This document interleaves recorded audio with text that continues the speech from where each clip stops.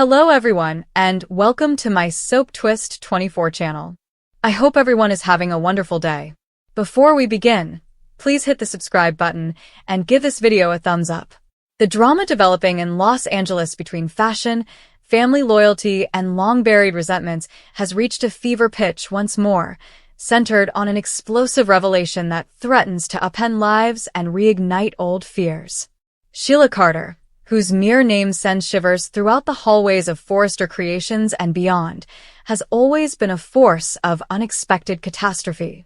Her history is inscribed in blood, literally and figuratively, with acts of violence that have left scars across generations.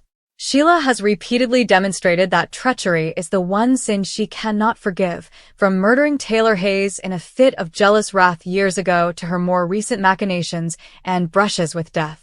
Her marriage to Deacon Sharp, once a surprise love born of shared darkness and mutual understanding, is now on the verge of dissolution due to a forbidden bond that has developed in the shadows. Deacon Sharp, the rehabilitated bad boy who runs Il Giardino and has worked hard to rebuild his life following years of addiction and blunders, was dragged into therapy sessions with none other than Taylor Hayes.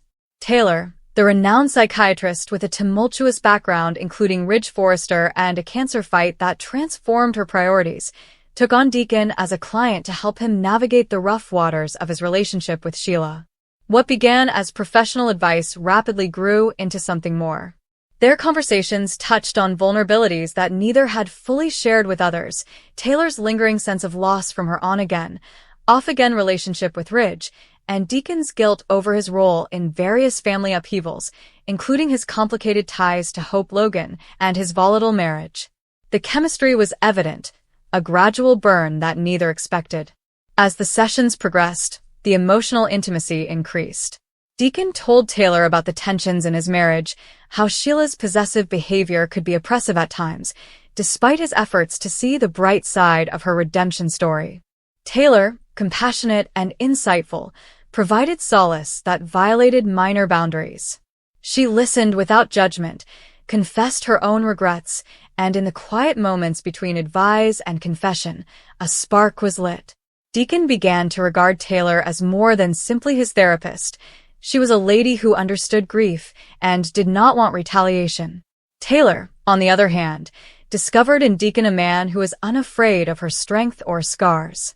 The infatuation began gradually, with lingering stares during sessions, inadvertent touches that sent electricity through the room, and late-night texts disguised as progress updates. The tipping point occurred when boundaries blurred irreversibly. They succumbed to the draw in one tense encounter, possibly following a particularly emotional session in which Deacon admitted to feeling stuck. A cautious kiss, then intensifying with the restrained longing. It occurred in Taylor's office, or possibly somewhere more private, away from inquisitive eyes, yet the act sealed their destiny. They entered into romance, a secret affair driven by desire and the thrill of the forbidden. Deacon struggled with guilt, knowing Sheila waited at home, her commitment ardent but not always consistent. Taylor struggled with professional ethics and the realization that this could jeopardize her ties with her children, particularly Steffi, who had never forgiven Sheila for past transgressions. However, the draw was too powerful to resist. They stole moments whenever possible, quick meetings, whispered promises, nights when the world was reduced to just the two of them. Deacon's justifications to Sheila became thinner, and his absences more frequent. Taylor's attention shifted during family gatherings, her thoughts elsewhere. The secrecy intensified the experience. Every touch seemed stolen, and every gaze was heavy with meaning. They discussed seemingly unthinkable futures, such as leaving their existing life and beginning again, but reality loomed big. Sheila's intuition, honed by years of survival instincts, began to detect changes in her spouse. His distracted manner, avoidance of certain issues, and late nights at the restaurant did not line up. She pressed him, her queries tinged with mistrust, but Deacon resisted, holding to the fragile normalcy they had established. When the truth ultimately emerged, it did it in the most devastating way possible. Perhaps Sheila followed Deacon one evening, fueled by suspicion, which had previously served her well. Perhaps a slip, A text left visible, an overheard phone call, or a witness who couldn't remain silent, brought the affair to light. When Sheila discovered Deacon and Taylor's romance, something inside her broke. The lady who had clawed her way to redemption, convincing herself and others that she had changed, felt her old wrath return with terrible power. Betrayal by the man she loved, with the woman she had previously attempted to kill, was too much for her to endure. In that moment, vengeance was her only thought. Sheila promised to kill 2 individuals. Not in a veiled threat whispered in rage, but in a terrifying pronouncement born of wounded pride and possessive fury. Taylor, the object of Deacon's adoration and the lady who had previously survived Sheila's bullet, topped the list. Sheila saw her as an intruder, a robber who had taken what little happiness she claimed. However, the second target was more shocking, perhaps Deacon himself, the spouse who had sworn loyalty only to break it. Or perhaps another individual is linked to the treachery, someone who allowed or witnessed it, such as Steffi, if she interacted too freely. The vow was not empty. Sheila's history shown that she kept such promises. She has previously shot people, staged deaths, and manipulated events to eliminate threats. This time, the stakes felt more personal than they had in her previous rampages. The fallout was immediate. Taylor felt terrified after learning about Sheila's finding, either through frantic warnings from Deacon or a direct confrontation. She had told herself that the danger was worth it, but the reality of Sheila's violent tendencies hit hard. Memories of the previous gunshot surged back, the pain, the recuperation, and the anxiety that had persisted for years. She questioned everything, including her judgment in starting the affair, her capacity to protect her family, and her own safety. Deacon, split between horror at what he had unleashed and lingering affections for Taylor, attempted to limit the damage. He pleaded with Sheila, reminding her of their shared experiences and attempts at a new life. But Sheila's eyes had become steely, the repentant wife's mask sliding away to show the predator behind. Steffi, always protective of her mother, became a frenzy of activity. She felt something was going on between Taylor and Deacon and had told her mother several times about the risk Sheila represented. With the romance uncovered and Sheila enraged, Steffi approached Taylor with an ultimatum: end it or risk being cut off from the family. She rallied Ridge, Finn, and anybody who would listen, trying to protect Taylor from what she saw as an unavoidable retaliation. The long-divided Forresters and Logans found uneasy common ground in the face of Sheila's renewed menace. Whispers spread at Forrester Creations, Illinois Giardino, and in quiet nooks of homes where families gathered. Everyone knew Sheila did not make empty threats. As the tension rose, Sheila plotted in silence. She can begin gradually, gathering information, observing patterns, and waiting for the ideal opportunity. Her fury might flare fast, resulting in a fight that developed into violence. Visions of previous crimes flashed through her mind, the gun in her palm, the sound of shots, the joy of overcoming barriers. She envisaged confronting Taylor and forcing her to accept the betrayal before terminating things. Or confronting Deacon, demanding to know why he chose another over her despite everything they had been through. The 2 people she targeted represented everything she had lost: love, trust, and the potential for normalcy. Killing them would be her method of recovering control and punishing the world for rejecting her yet again. Meanwhile, Deacon and Taylor took extreme caution when navigating the storm. They discussed whether to run, cease the affair to placate Sheila, or confront her together. But terror paralyzed them. Every darkness appeared to be ominous, and every unexpected noise seemed to portend death.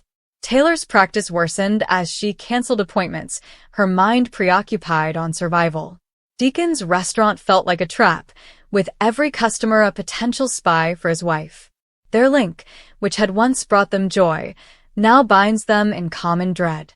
The pledge loomed over Los Angeles, like a black cloud. Sheila's threat to kill 2 individuals was more than simply words. It was a declaration of war. The city, which had experienced its fair share of scandals, was now bracing for carnage. Families snuggled closer, old alliances mended, and the worry on everyone's mind remained constant. How far would Sheila go this time, and who would survive her wrath? The relationship between Deacon and Taylor, built out of genuine feeling in the midst of catastrophe, had lit a spark that threatened to consume them all. In the world of the bold and the beautiful, love rarely came for free, and Sheila Carter was determined to collect it all. When Sheila realized the truth, something in her snapped with horrifying clarity. It wasn't so much shock as incredulity, and Sheila believed everything right away. Deacon and Taylor. Together. There was no gossip, no misunderstanding, and no moment of weakness. A full-blown romance was whispered about in corners and verified with lingering stares. For Sheila Carter, betrayal always struck the same way, like a sword sliding cleanly between the ribs, precise and personal. She stood alone in her tight apartment, the walls closing in as the weight of the revelation slammed against her chest. Deacon Sharp, the guy she had held onto as proof that she could still be chosen, loved, and wanted. Taylor Hayes, the lady who had everything Sheila lacked, respect, stability, and forgiveness on a silver platter. The two of them together seemed like a purposeful cruelty devised by fate itself. Sheila's thoughts did not race, it organized. Anger against her was never chaotic. It aligned itself with clear, cutting aims. First came the shame. Everyone would know. They'd whisper about her again, about how Sheila was duped, dumped, and replaced. Then followed the familiar sting of unfairness. Deacon had pledged fealty. Taylor had always claimed to be morally better. And now they were sneaking around, their sanctimonious smiles concealing something dark and selfish. Sheila giggled quietly, startling even herself. "Of course," she said softly to the empty room. "Of course it's both of you." Her mind wandered backward, as it frequently did, to the several times she had tried to start afresh. She promised to be different every time, calmer, quieter, and less intense. Each time, the world reminded her of who it thought she was. The villain. The threat. No one trusted this woman. And yet, here she was again, the aggrieved party, expected to swallow treachery with the grace she had never received. Taylor's face appeared in her head, peaceful and empathetic, always diagnosing others' shortcomings while disregarding her own. Taylor would excuse this, and Sheila knew it. She would describe it as love, healing, and two hurting individuals seeking comfort. Sheila scoffed at the thought. Taylor hadn't been broken in the ways that mattered. She'd always been sheltered, saved, and absolved. Deacon, on the other hand, understood what it meant to be cast out. That was what made his treachery all the more devastating. Sheila recounted every interaction she'd had with Deacon in previous weeks. The way he had become distracted. The excuses. An unexpected demand for space. She sensed the shift but rejected it, desperate to think she wasn't being abandoned once more. Her jaws ached as each half-truth came together to form a coherent image. Her hands had curled into fists. "You think you get to move on," she said quietly, her voice shaking with something colder than sadness. "You think you get a happy ending." Sheila believed that actions had repercussions. When those repercussions were ignored, she had always taken it upon herself to impose them. She exited the apartment and strolled the streets aimlessly, the city lights blurring as she went. Her resolve became stronger with every stride. This wasn't simply about jealousy and sadness. It was about erasing. Deacon and Taylor were rewriting their stories, and Sheila was presented as a footnote, an error to be overlooked. She would not allow it. Sheila had made up her mind by the time she arrived at the usual overlook with the city stretching out beneath her. In fact, there were two decisions. Clean. Simple. Deacon. Taylor. Two persons who should never have contacted each other. She was aware of how deadly that thinking was, and how many times it had led her down paths from which she could never entirely recover. However, she knew herself well enough to understand when a commitment had already been made, deep in her bones. This was not a fantasy. It was a promise. Her phone buzzed, bringing her back to the present. A word from Deacon. One sentence. An apology shrouded in cowardice, requesting to speak, to explain. Sheila focused on the television until the words blurred.